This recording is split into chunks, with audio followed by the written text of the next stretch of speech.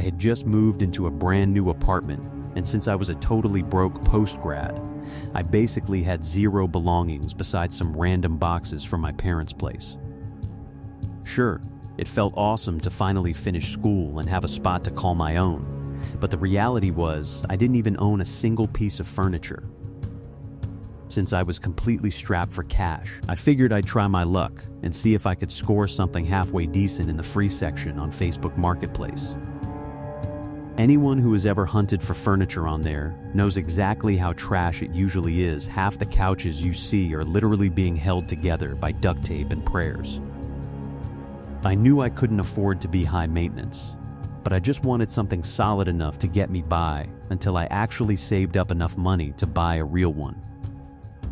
I'd been scrolling for well over an hour and was probably already a week into the backlogs.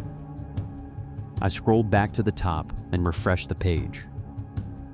The second I did, I saw an ad pop up titled, "Brand new couch, never used, free for pickup." The post wasn't even a minute old, and I knew I had to be quick if I was going to have a chance at getting this thing. The couch was in perfect condition. I quickly typed out a response to the seller saying I'd be willing to take it off their hands. I got a response not even 3 minutes later that read, "Yeah, the couch is all yours if you can come pick it up tonight. I'm available anytime past 9 p.m. I was slightly put off by the response. It was currently noon, and this guy wanted me to wait until 9 p.m. to pick it up, way past when the sun would have gone down, but I ignored it, thinking maybe the guy had work until then or something. So I texted him back saying that was fine and proceeded to wait. Come 8:30, and I sent over a text to the guy saying I was on my way. I typed in the guy's address and quickly realized the guy lived in the middle of nowhere. Now, I live right next to the Rocky Mountains, so yeah, there aren't that many people nearby, but this guy was seriously in the middle of nowhere. My GPS said it would take 45 minutes to get there, so I quickly set off. As I drove, the housing developments slowly became less and less frequent. My GPS eventually took me on these really sketchy, one-way dirt roads. About 10 minutes later, it said I arrived. Sure enough, there was an actually decent-looking house, but there was no other civilization for at least a few miles. Somehow, I had service and was able to send out a text telling the guy I was there. Not even 10 seconds later, I got a response simply saying, "Okay." I figured that was this guy's way of telling me he was ready, so I walked up to the front door. I knocked on the door, to which someone responded in a muffled voice, "The door's unlocked, come on in." From the way the voice sounded, it was as if whoever said it was right on the other side of the door. I opened the door and peeked inside before entering. I quickly realized how weird this situation was. The place was pitch black with not a single light on. Now this was before every cell phone had a flashlight on it, so literally all I could use to help me see was the moonlight shining in from one of the windows. I yelled out a hello, to which I could hear someone responding from a door on my left that was open, and I could tell it led to a basement. The voice said, "Come on down here, I got the couch ready to be moved." At this point, I was completely on edge. I replied saying, "No, that's okay, I gotta go." I turned around, swung open the front door, and started running back to my car. I unlocked it, got in, and proceeded to relock the doors. I gave one last glance at the house before leaving. No one had chased me, though through one of the windows I could see the dark outlines of 4 different men just looking out at my car. I booked it out of there at that point and drove straight back to my apartment. When I got back, I checked my phone to see I had 3 new messages from the guy's number. The first one asked why I left, followed by one asking if I still wanted the couch. But the third one is what disturbs me most. It simply read, "You're lucky." This is by far the most disturbing experience of my life and has caused me to never use Facebook Marketplace or anything similar again. To this day, I'm convinced those guys in that house that night never had the intention to sell me a couch.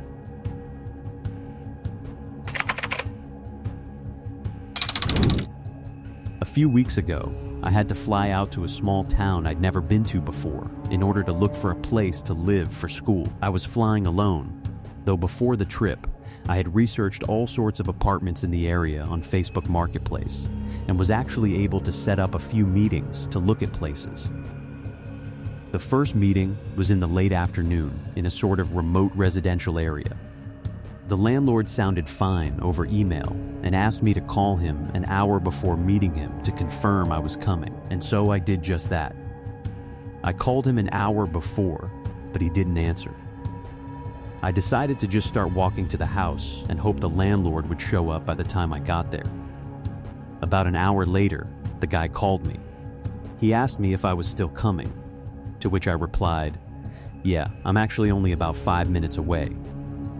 Though the guy's reply caught me completely off guard, he replied furious, saying I wasn't supposed to show up for another hour. I quickly realized he was right. Back then, I had a pretty old phone. It wouldn't automatically change times whenever you switched time zones. I forgot to change it manually, and I realized I was showing up an hour early. I explained the situation to the guy over the phone, but I could tell the dude was furious. Now, I get I was in the wrong, but still, getting that mad over something as small as this seemed weird to me. I explained to the guy I'd be willing to just stay outside of the house until the agreed upon time, to which he quickly replied saying no, almost pleading with me. At this point, alarms were going off in my head, but I ignored them as I really needed a place to live. I decided I'd just go get some food at a nearby place to pass the time until I needed to be at the house for the tour. Once the time came for the tour, I showed up to meet the guy. The guy looked to be in his 50s, and if I'm being honest, he looked disgusting. Some of his clothes were half torn, and it didn't even look like he had showered for weeks. I didn't feel comfortable and found myself just wanting to leave, though like I said, I really needed to find somewhere to live, and there weren't that many choices in terms of real estate at that point, so I decided to stay. As I was discussing the details about the house with the guy, I couldn't help but notice a man leave the house from a back exit. This man was young and extremely sketchy looking, even more so than the guy I was talking to. He took one look at us, ran out of the house to his car, and pulled away. At this point, I was full-on disturbed. I asked the guy who that was, to which he replied it was another person he was giving a tour to earlier.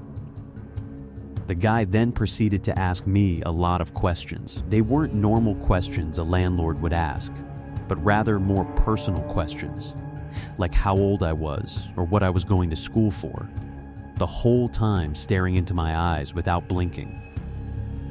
I tried to give answers that were as vague as possible. Finally, we entered the house. Now, from the outside, the house actually looked decent, but upon entering, you could tell the place wasn't taken good care of. I followed the guy as we walked around the house looking at all the rooms. Every time I would ask about the condition of the house, the guy would avoid the question, simply saying it was unfinished. After we finished looking at all the rooms, the guy mentioned he wanted to show me a shed in the backyard of the house. Before I could say anything, the guy told me to follow him as he led me to the back of the house, outside away from the street, to this sort of detached shed. When we got there, he opened the door, and I quickly noticed that there were stairs leading down into utter darkness. He flipped on a switch at the top of the stairs, but no light came on. Normally, the response for this would be surprise or something like that, but he didn't say anything and just started slowly walking down into the utter darkness as if he expected no light to come on. The guy was now just standing there at the bottom of the stairs in the dark and said, "Aren't you coming down?" I said nothing, still in shock that the landlord wanted me to follow him down into this dark basement cut off from the rest of the house. For whatever reason, I glanced back at the house and saw another guy in the backyard doorway. I panicked and ran into the woods. I didn't look back, and honestly, I didn't want to. I don't know if they followed me, but after about a half-mile of running, I turned around to find no one. I quickly realized the situation I was in. I was in the middle of the forest at sunset with people possibly chasing me, though luckily, my phone had service and I was able to find my way back to the hotel I was staying at with no other problems. As soon as I got back, I Googled the house and did some more research on it. Apparently, the house had been abandoned for 3 years. I checked the status of the original Facebook Marketplace post I had responded to, but of course, it was deleted. I debated whether or not to call the cops and report the situation, but decided against it, as I figured there wasn't much they could do. I can only imagine the guys I encountered that night were a group of homeless people with some unknown intentions. Whatever the case, the whole situation was extremely disturbing.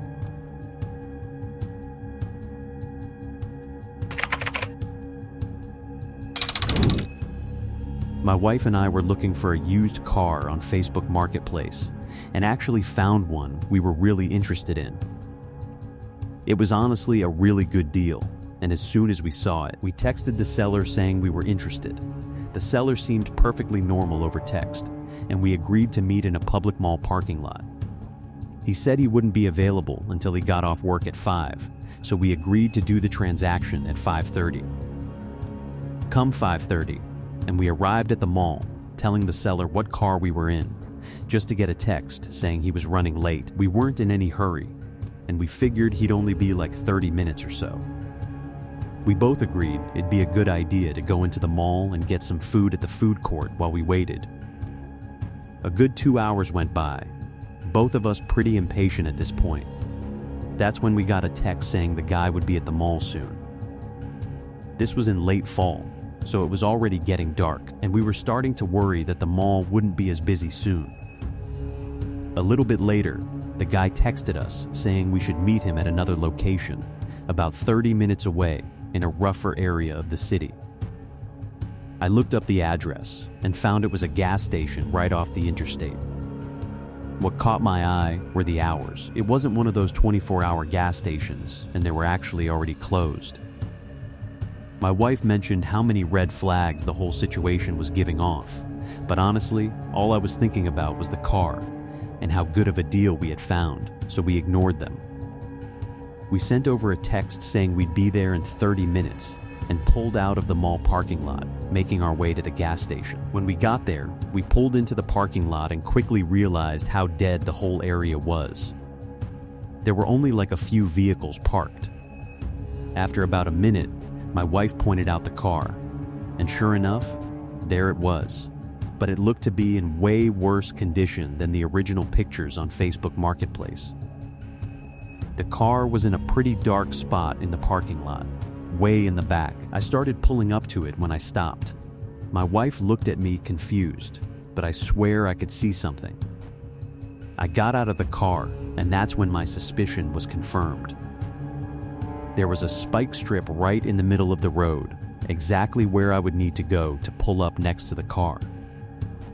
At that point, I knew something wasn't right. I got back in the car, backed up, and left the way I came. Once I got back home, I reported the whole situation to the cops, though I never even saw anyone. The only evidence I could give was the ad itself. I never knew what came of the whole situation, but the ad was taken down a few days later. I never heard back from the cops, so whether they caught anyone or not, I don't know. Either way, this situation has caused me to be a lot more cautious when using services like Facebook Marketplace.